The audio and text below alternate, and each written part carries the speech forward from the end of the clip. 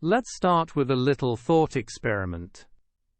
Right now, if I asked you to spend just one single day without looking at a screen, no phone, no laptop, no TV, not even the little glowing display on your microwave, could you do it? No cheating. No, well, I only check my messages once. Nothing. If you're like most people today, the answer is a sheepish, probably not. We live in a world where media is everywhere, so woven into our lives that we almost stop noticing it. You wake up and check your phone. You scroll through news, videos, memes. You listen to music or a podcast while you make breakfast. There's a TV on in the background somewhere. Maybe a YouTube video playing while you're supposed to be working. But it wasn't always like this. In fact, for most of human history, media was rare, precious, and incredibly slow-moving. And that's what makes this story so fascinating. Because the way humans have shared information, from the very first cave painting to the endless stream of content we live in today, has completely reshaped our world, again and again. This is the story of how we went from gathering around a fire to gathering around a smartphone, how we went from carving in stone to tapping on glass, from the first like button, which was just your neighbor saying, "Hey, nice drawing of that buffalo," to AI tools that can generate entire movies on demand. So buckle up. We're going to travel thousands of years, nice and slowly. We'll stop in each era, take a look around, and see what people were creating, how they shared it, and why it mattered. By the end, you'll see that every leap in media technology didn't just change what we say, it changed who we are. Let's begin, in a time before paper, before books, before any writing at all.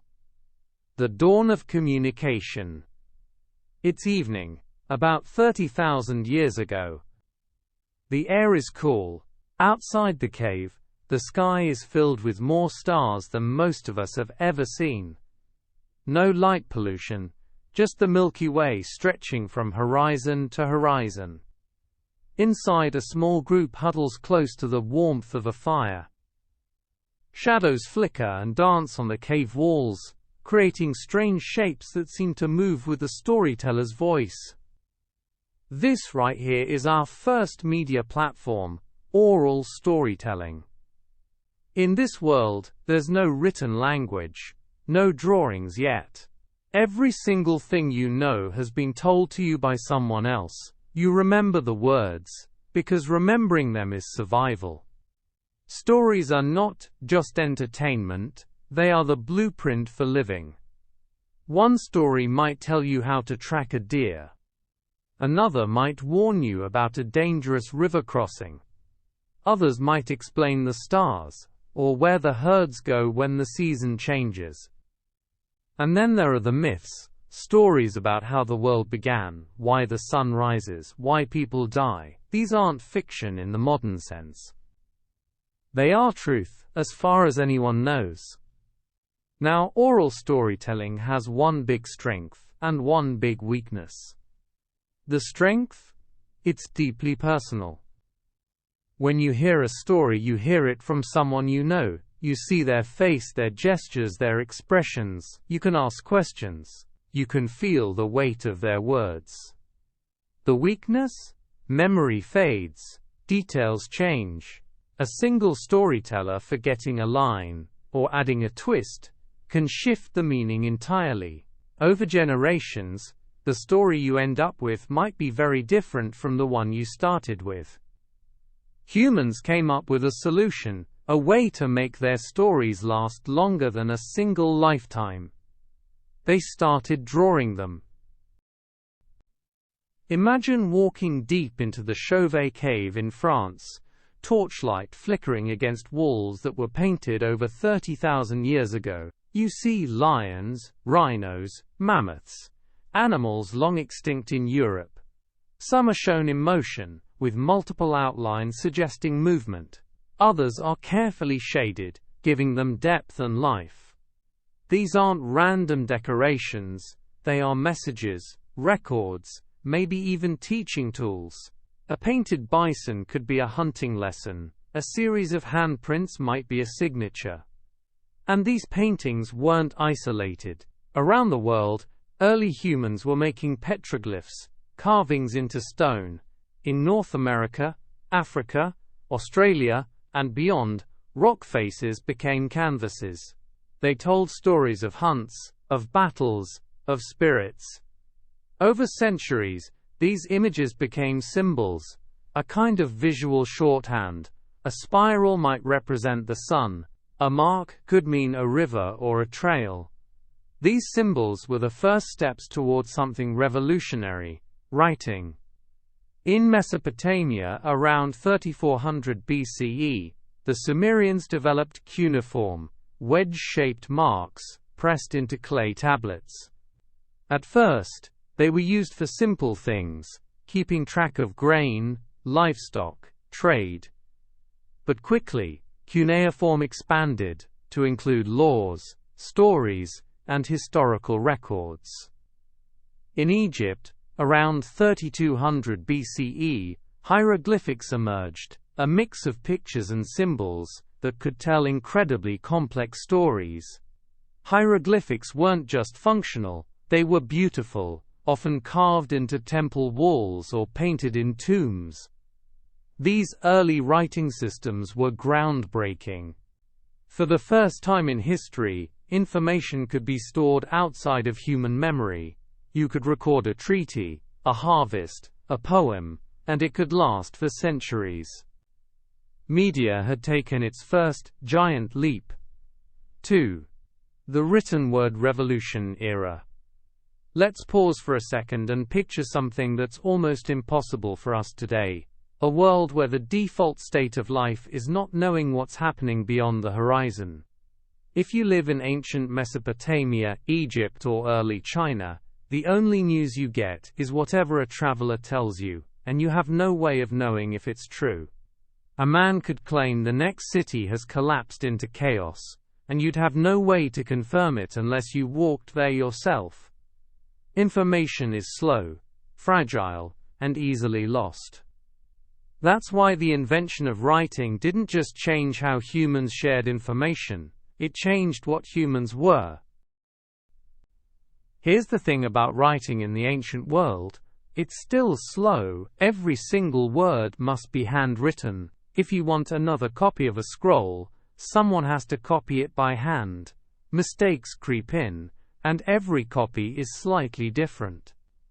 Gutenberg's first major project was the 42-line Bible, now known as the Gutenberg Bible. It was beautiful, printed in black ink with hand-painted decorations in the margins. It looked like the handwritten Bibles of the time, but it could be reproduced over and over. And here's the part that makes it the medieval equivalent of a viral video: word spread. Wealthy patrons, churches, and scholars all wanted copies. The demand for books skyrocketed.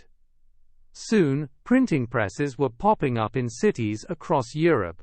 By the year 1500, just 60 years after Gutenberg's first Bible, there were presses in over 250 European towns, producing millions of books. Imagine if every YouTube video had to be remade from scratch by hand for each viewer. No mass uploads, no sharing at scale. That was the ancient media world. The leap from oral storytelling to writing was enormous, but the next leap, the one that would break this bottleneck, was even bigger. And it started with ink, paper, and an invention that would make information spread faster than anyone could have imagined.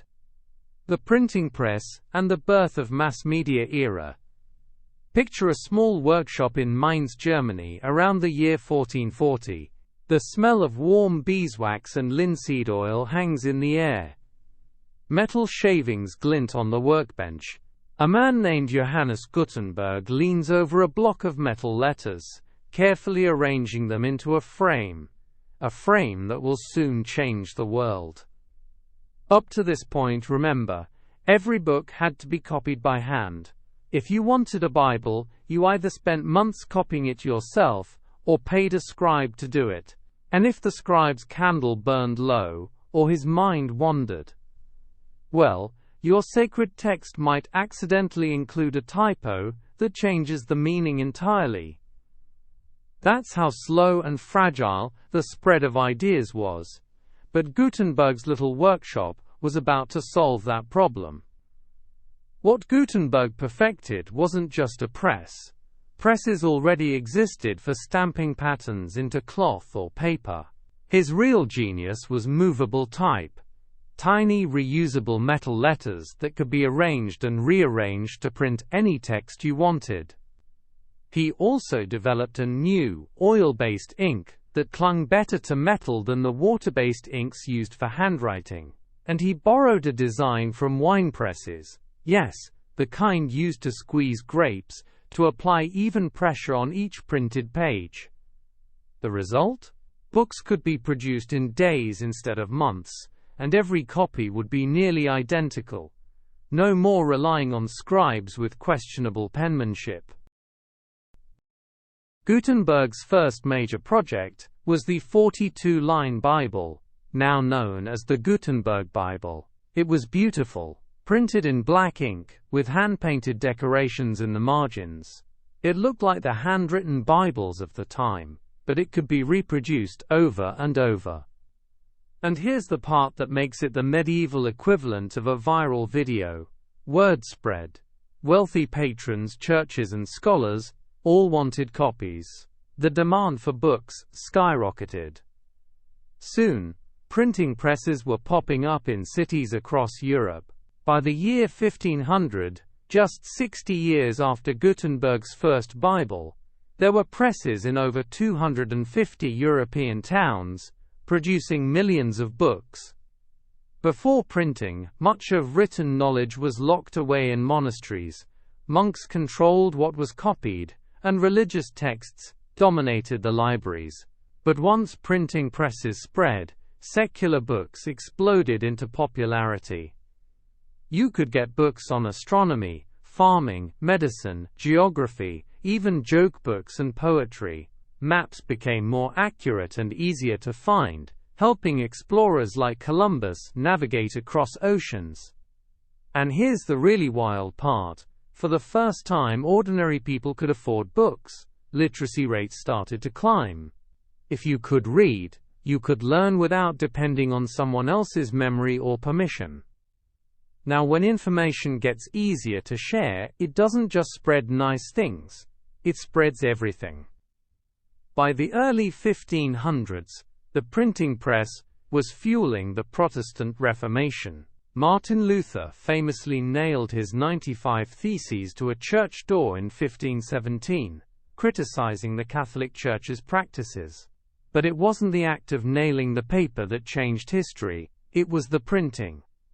Luther's ideas were printed and distributed across Europe in multiple languages. Suddenly, ordinary people could read religious arguments for themselves, rather than relying solely on priests.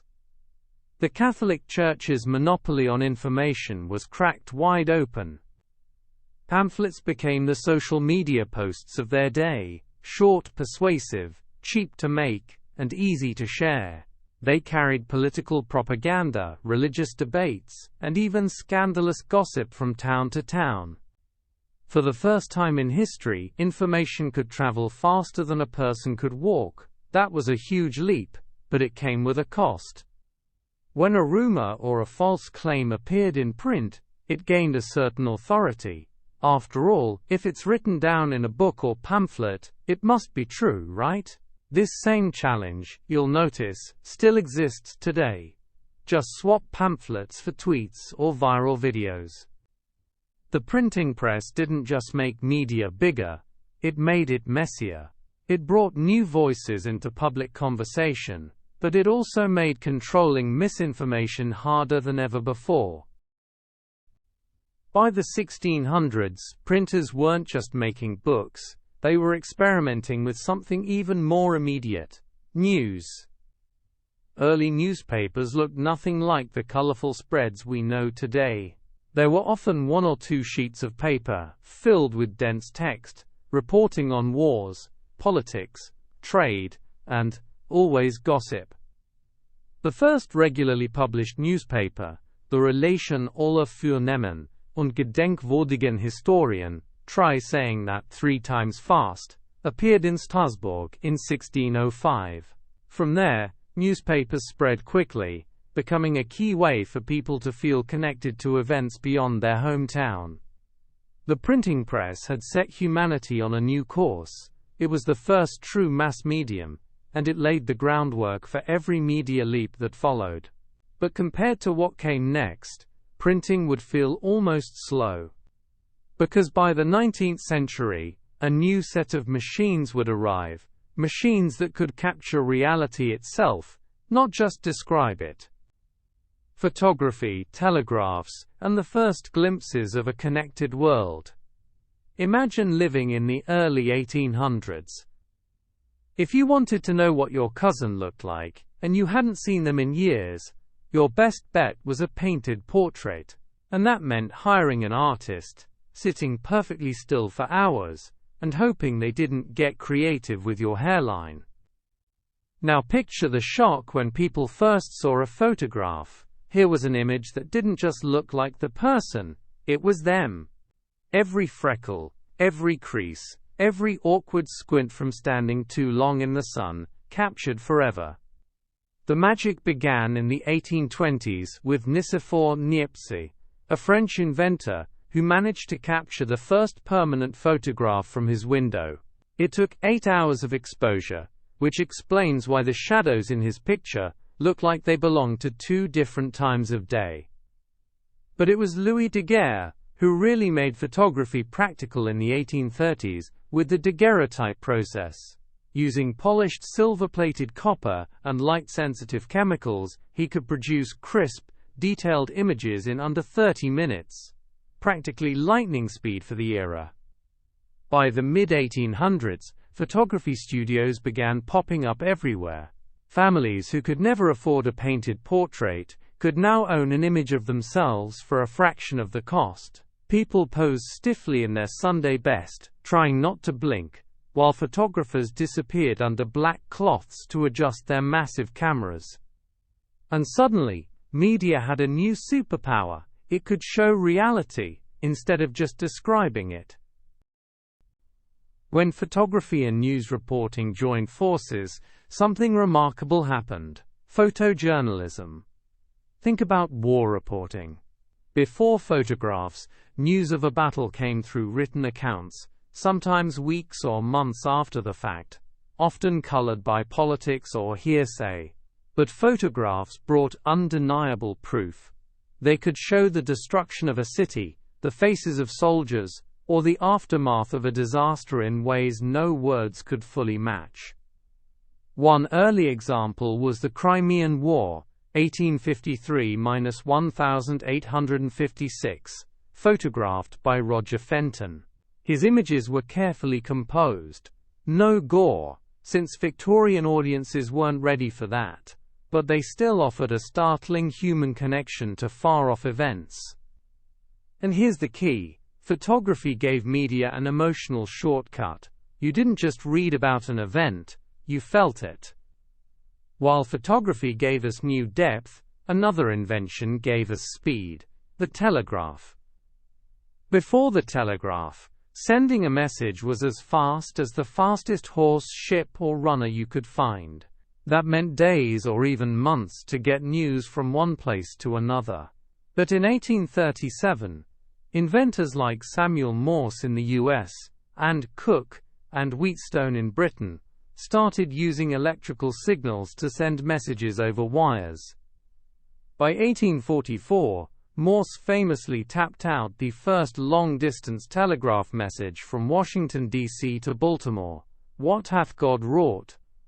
Suddenly, information could travel hundreds of miles in minutes. Newspapers could report on events that happened yesterday, instead of last month. Stock markets moved faster. Governments coordinated across borders. And just like that, the world started feeling a little smaller. Global connections, the first Internet. By the 1850s and 60s, telegraph cables stretched across continents. In 1866, the first permanent transatlantic cable connected North America and Europe. A message that once took weeks by ship could now be sent in under a day. It was the 19th century equivalent of installing broadband in your house. People marveled at how fast information could move, and businesses scrambled to adapt. The London Stock Exchange could track New York markets in near real time. Newspapers could publish foreign news that was actually still news by the time it reached the page. With photography and the telegraph, media gained two new dimensions. Realism from photographs. Immediacy from instant communication. By the late 1800s, these technologies began working together. A reporter could send a telegraph describing an event, and a photographer could send the plates or prints separately. Within days, readers could both read about and see a story from across the world.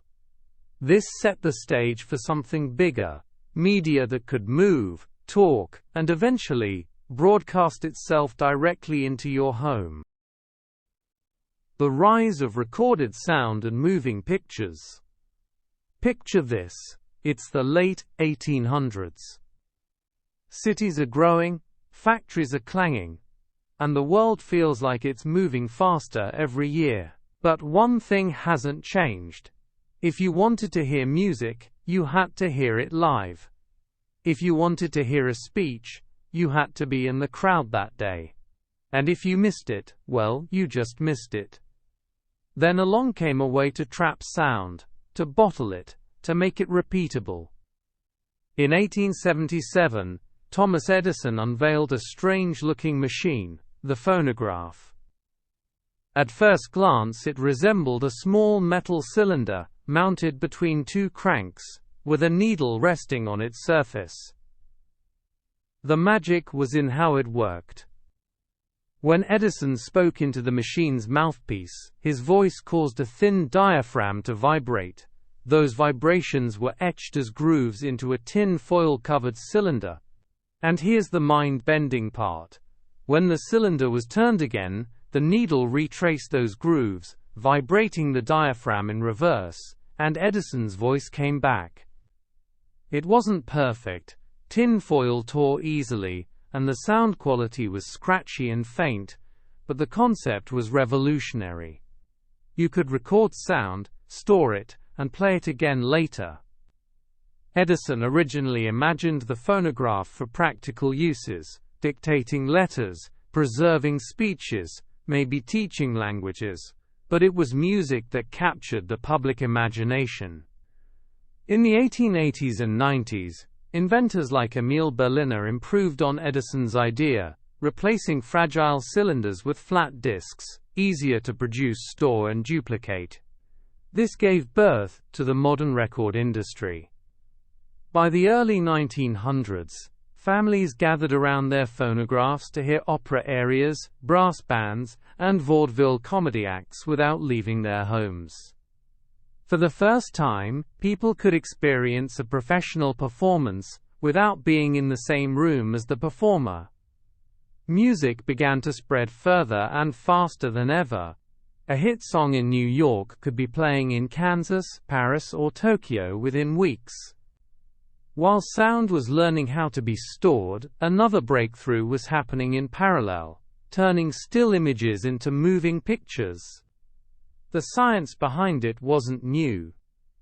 As far back as the early 1800s, optical toys like the zoetrope had shown that if you flash a series of images in rapid succession, the human eye blends them into motion. But it took the late 19th century's industrial precision to capture that magic on film.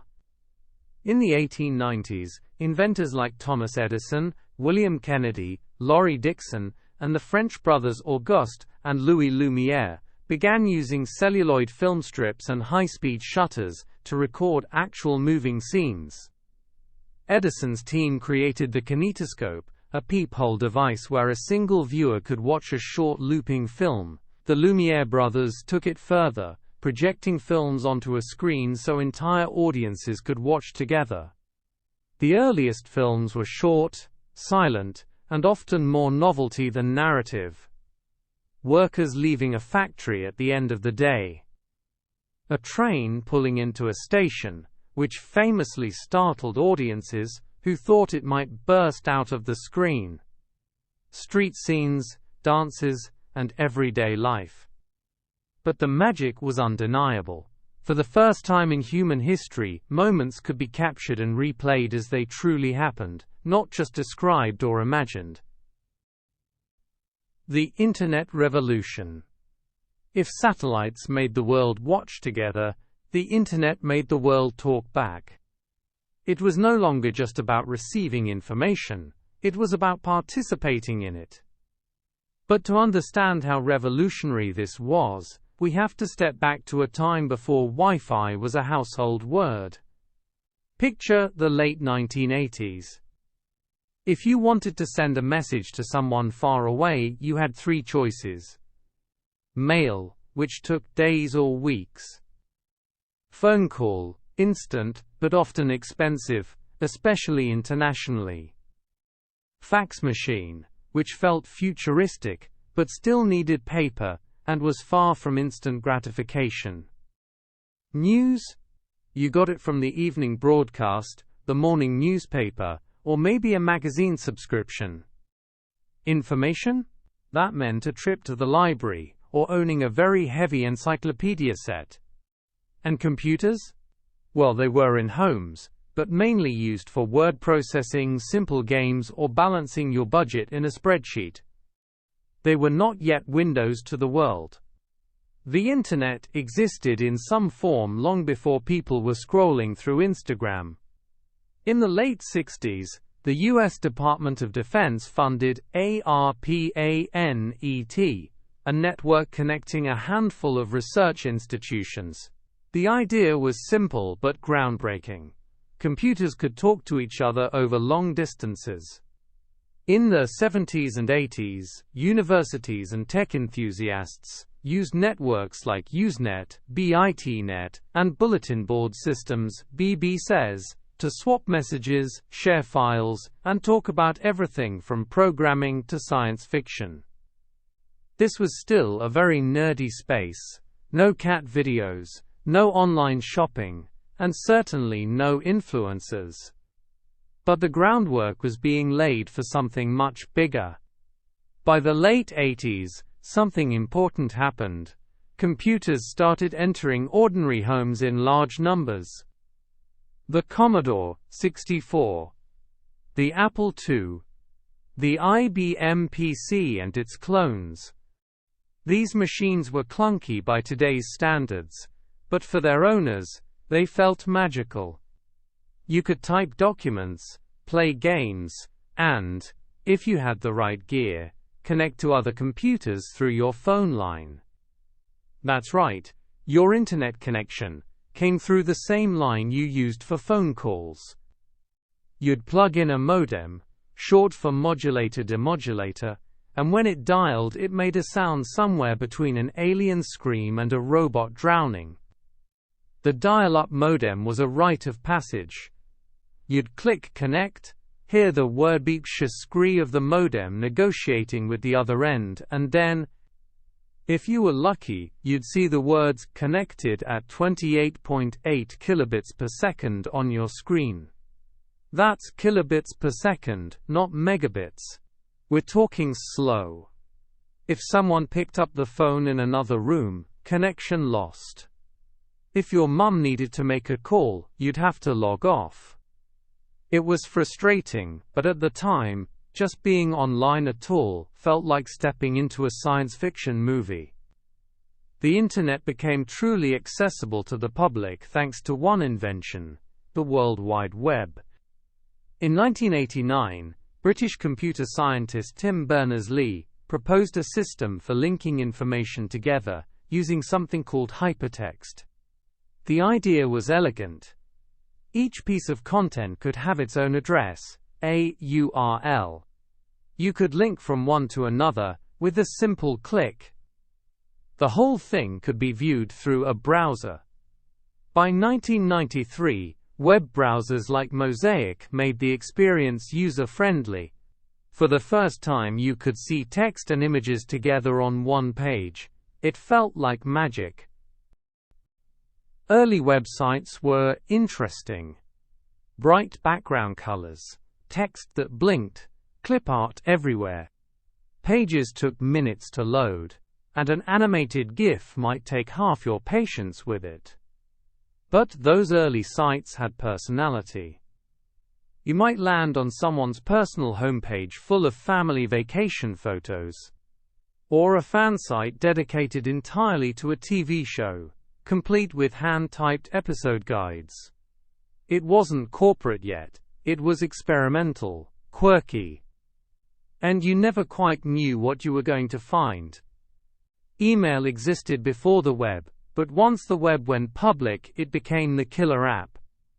Suddenly, you could send a letter anywhere in the world and have it arrive in seconds for free. It was faster than fax, cheaper than a phone call, and more convenient than paper mail. For businesses, email revolutionized internal communication.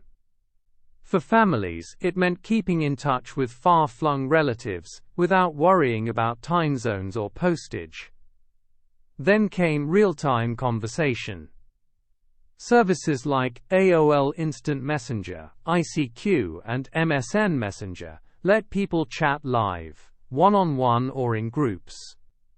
You could also wander into chat rooms based on interests, from sports to music to, yes, paranormal conspiracy theories.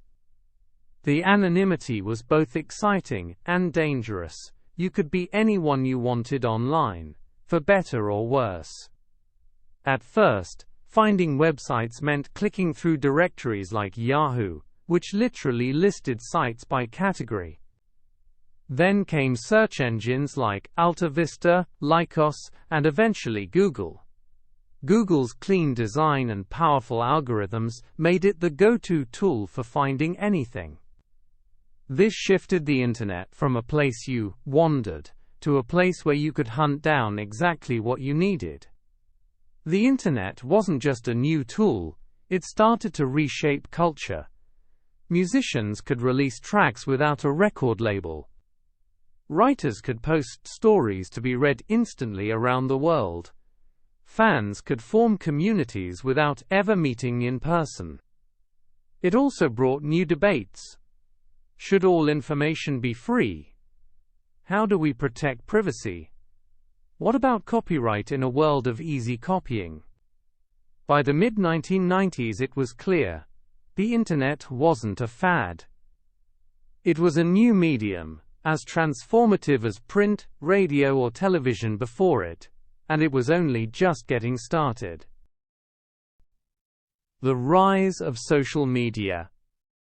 If the early web was like a sprawling library with random bulletin boards pinned to the walls, social media was like walking into a crowded cafe, where everyone was talking, sharing, and showing pictures, and somehow, you could hear them all at once. The internet had connected computers. Social media connected people. Before social media was an actual term, there were early online spaces where people gathered. Usenet groups for deep topic discussions. Chat rooms for instant conversations.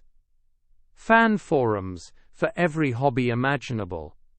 But these were scattered across the web. You might have a login for one site, a profile on another, and none of them truly tied your online identity together. What was missing was a single, central profile, a place where all your online social interactions lived. In 2002, a site called Friendster appeared. It let you create a profile, upload a photo, list your hobbies and favorite movies, connect with friends, and see their friends. It was the first mainstream taste of what we now call a social graph, mapping out relationships visually. Friendster grew fast but struggled with technical issues. Pages loaded slowly, friend requests got lost, and users started leaving for the next big thing. In 2003, MySpace showed up, and it was loud, colorful and chaotic. Everyone had a profile, and everyone could customize it with background images, music that played automatically, blinking text, glitter animations, and questionable font choices. It was personal expression turned up to 11. Bands loved it too. MySpace was where musicians could upload songs, gather fans, and even get discovered. For many teenagers, MySpace was the internet. It was where you checked your top 8 friends, where relationship drama unfolded in public, and where your page looked exactly how you wanted, even if that meant it was barely readable. In 2004, Facebook started as a Harvard-only network, then expanded to other universities, and eventually to everyone. It offered a cleaner, simpler look than MySpace. No flashing GIFs, no loud background music. Just a profile photo, a wall for posts, a newsfeed showing updates from friends. The newsfeed, introduced in 2006, was a game changer. Instead of visiting each friend's page, you could scroll through a single stream of updates. It was fast, addictive, and for many, it became the first thing they checked in the morning. In 2006, Twitter appeared, and its main selling point was brevity. Posts were just 140 characters long, now 280. It was real-time conversation, news and commentary, all in one place. Twitter became the place for live event reactions, breaking news, public conversations between strangers. It was chaotic, but it had energy, like walking into a global town square. Also in 2005, YouTube emerged as a simple way to upload and share videos. Before YouTube, sharing a video online was a technical nightmare. Large file sizes, special players, slow downloads. With YouTube, you just uploaded your video and shared the link. Anyone could watch it instantly, anywhere in the world. It turned ordinary people into content creators overnight. Viral videos became part of pop culture. It wasn't just a video site, it was a community. People subscribed to channels, commented and formed fan bases around creators. The algorithm arrives. Social media started as a way to see what your friends were doing. But as platforms grew, they couldn't just show you everything. There was too much content. Instead of a purely chronological feed, you'd see posts the system thought you'd like. At first, this made feeds more relevant. Later, it made them addictive, keeping people scrolling for hours, showing them content that provoked emotion, whether joy, outrage, or curiosity. In 2007, the iPhone launched, and suddenly, social media wasn't something you checked when you sat down at a computer, it was in your pocket, all the time. You could post a photo seconds after taking it, livestream from anywhere, respond to comments in real time. This made social media feel alive, not just a place to share, but a place to exist, moment by moment. Social media changed the way we communicated. Short updates replaced long emails. Shared news. Headlines spread faster than official reports. Built identity. People curated their online selves, sometimes very differently from real life. It also raised new questions. How does constant comparison affect self-esteem? Should platforms police misinformation? Who owns the content you post?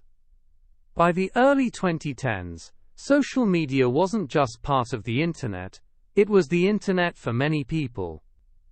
From Facebook birthdays to viral tweets to YouTube comment sections that ranged from brilliant to bizarre, the way we connected had permanently changed. The streaming era. If the early internet gave us websites and email, and social media gave us the endless scroll, streaming gave us something even more powerful: the ability to watch or listen to whatever we wanted, whenever we wanted, without waiting for a download or sitting through scheduled programming. Streaming didn't just change how we consumed media, it rewrote the entire business model of entertainment. Before streaming, we had VHS tapes for movies and shows, CDs for music, DVDs for higher quality video, downloads for digital files, which could take hours on slow connections. If you wanted to watch a movie, you either bought the disc or rented it from a store like Blockbuster. If you wanted music, you bought an album, either physical or digital. The idea of pressing a button and instantly having the content appear on your screen, without owning it, was almost magical. Early experiments in streaming video in the late 90s were, let's just say, ambitious. Video was tiny, pixelated and laggy. You'd get a few seconds of footage, then it would freeze to buffer, a word that still haunts anyone with slow internet.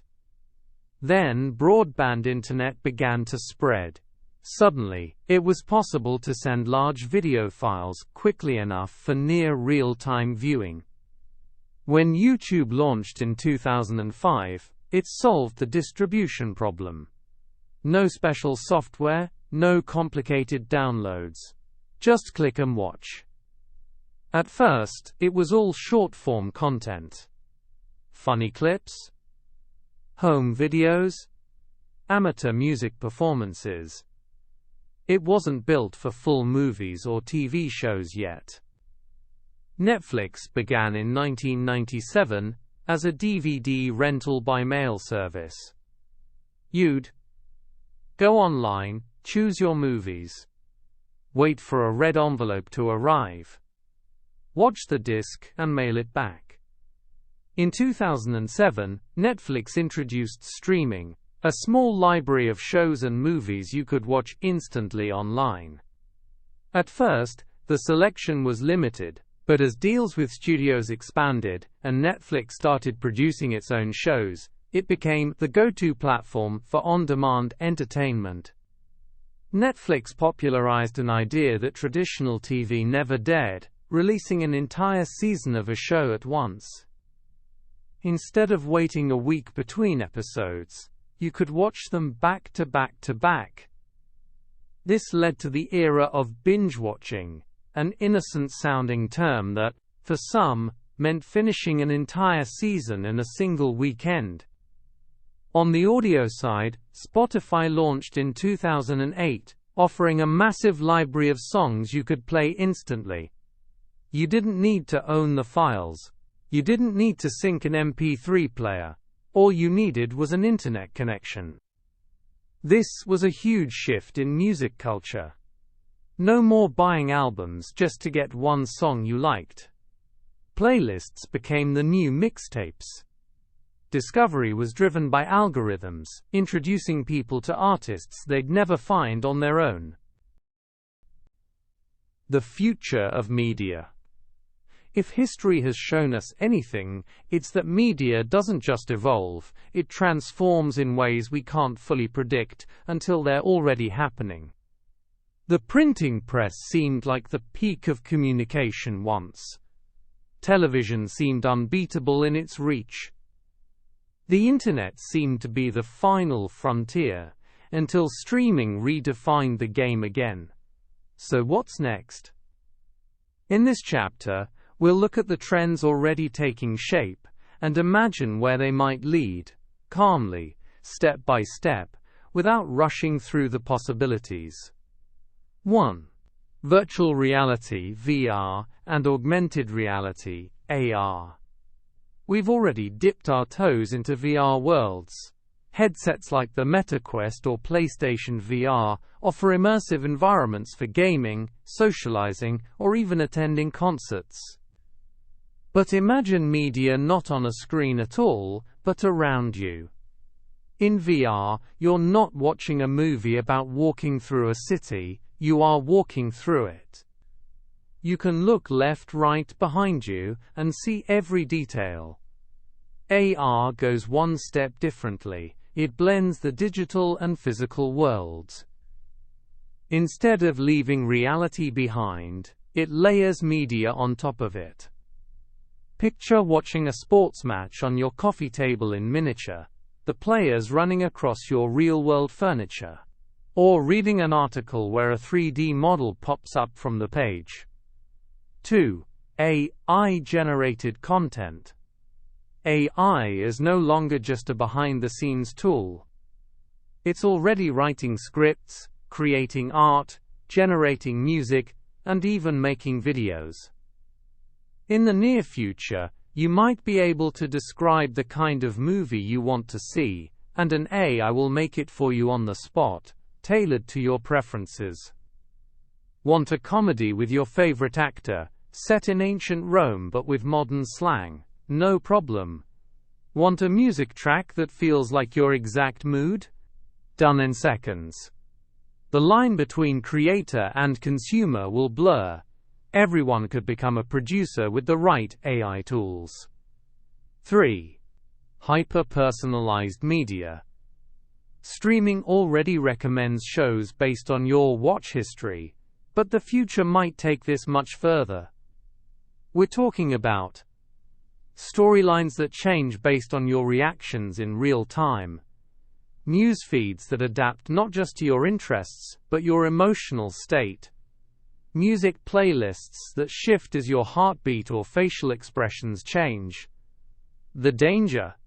It could create even stronger content bubbles, where people never see perspectives outside their comfort zone. But it could also make media feel almost magically attuned to the moment. 4. Interactive storytelling. Think, choose your own adventure, but far beyond what Netflix's Bandersnatch attempted. We might see fully branching TV shows and films where every decision changes the story, the characters, relationships, and even the ending, and not just in a handful of ways, but in thousands of variations. Game worlds could become endless, not because developers create every inch, but because AI and procedural generation fill in the details dynamically. 5.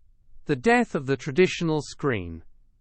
Right now we experience media mostly through rectangles, TVs, monitors, phone screens.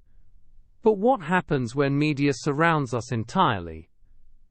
Holographic projection is slowly emerging, with companies experimenting on life-sized 3D visuals you can walk around. Flexible displays could mean wallpaper that's also a screen. And with neural interface tech, yes, like Elon Musk's Neuralink, we could one day experience media directly through brain signals, skipping the screen entirely. The future of media. If history has shown us anything, it's that media doesn't just evolve, it transforms in ways we can't fully predict until they're already happening. The printing press seemed like the peak of communication once. Television seemed unbeatable in its reach. The internet seemed to be the final frontier, until streaming redefined the game again. So what's next? In this chapter, we'll look at the trends already taking shape, and imagine where they might lead, calmly, step by step, without rushing through the possibilities. 1. Virtual reality (VR) and augmented reality (AR). We've already dipped our toes into VR worlds. Headsets like the Meta Quest or PlayStation VR offer immersive environments for gaming, socializing, or even attending concerts. But imagine media not on a screen at all, but around you. In VR, you're not watching a movie about walking through a city, you are walking through it. You can look left, right, behind you, and see every detail. AR goes one step differently. It blends the digital and physical worlds. Instead of leaving reality behind, it layers media on top of it. Picture watching a sports match on your coffee table in miniature, the players running across your real-world furniture. Or reading an article where a 3D model pops up from the page. 2. AI-generated content. AI is no longer just a behind-the-scenes tool. It's already writing scripts, creating art, generating music, and even making videos. In the near future, you might be able to describe the kind of movie you want to see, and an AI will make it for you on the spot, tailored to your preferences. Want a comedy with your favorite actor, set in ancient Rome but with modern slang? No problem. Want a music track that feels like your exact mood? Done in seconds. The line between creator and consumer will blur. Everyone could become a producer with the right AI tools. 3. Hyper-personalized media. Streaming already recommends shows based on your watch history, but the future might take this much further. We're talking about storylines that change based on your reactions in real time. News feeds that adapt not just to your interests, but your emotional state. Music playlists that shift as your heartbeat or facial expressions change. The danger? It could create even stronger content bubbles, where people never see perspectives outside their comfort zone. But it could also make media feel almost magically attuned to the moment. 4. Interactive storytelling. Think, choose your own adventure, but far beyond what Netflix's Bandersnatch attempted. We might see fully branching TV shows and films where every decision changes the story, the characters, relationships, and even the ending, and not just in a handful of ways, but in thousands of variations. Game worlds could become endless, not because developers create every inch, but because AI and procedural generation fill in the details dynamically. 5. The death of the traditional screen. Right now we experience media mostly through rectangles, TVs, monitors, phone screens. But what happens when media surrounds us entirely?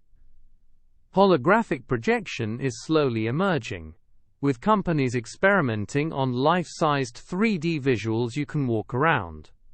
Flexible displays could mean wallpaper that's also a screen. And with neural interface tech, yes, like Elon Musk's Neuralink, we could one day experience media directly through brain signals, skipping the screen entirely. 6. The global media ecosystem. As bandwidth increases and translation tech improves, geography will matter less and less. Already, a Korean drama can go viral in Brazil, or a Nigerian music track can top charts in France. In the future, real-time translation could make any show available in any language instantly, even adjusting lip movements to match the dubbed audio. This could turn the entire world into one massive, interconnected media audience. 7. Ethics and reality distortion. With deepfakes, AI voices, and virtual environments, the line between reality and fiction will get even fuzzier. We'll face questions like, how do we trust what we see? Should AI-generated performances be labeled? Who owns the rights to an AI recreation of a deceased actor? These issues will be just as important as the technology itself. 8. The possible return of slower media. Ironically, as tech speeds up, there's a growing appetite for slower, calmer content. Long podcasts, ambient videos, even live streams of quiet scenes. In the future, we might see entire VR channels dedicated to just existing, sitting on a virtual beach, walking through a quiet forest, floating in space. The more hyperactive media becomes, the more some people will crave the opposite: digital spaces, where nothing much happens. Looking ahead without rushing. If there's one thing history tells us, it's that no medium truly dies. Radio didn't vanish when TV appeared. Books didn't vanish when the internet arrived. Each new form reshapes the old ones, and together they form a richer, more layered media landscape. The next few decades might bring changes we can barely imagine today. But if the past 500 years are any guide, one thing is certain: the way humans share stories, ideas, and emotions will keep evolving, and we'll keep finding new ways to gather around them. And that's our long, slow journey, from the first printing presses to a possible future where stories are experienced in full sensory immersion. Whether it's on paper, through a glowing screen, or inside a virtual world, media will always be, at its core, about connection.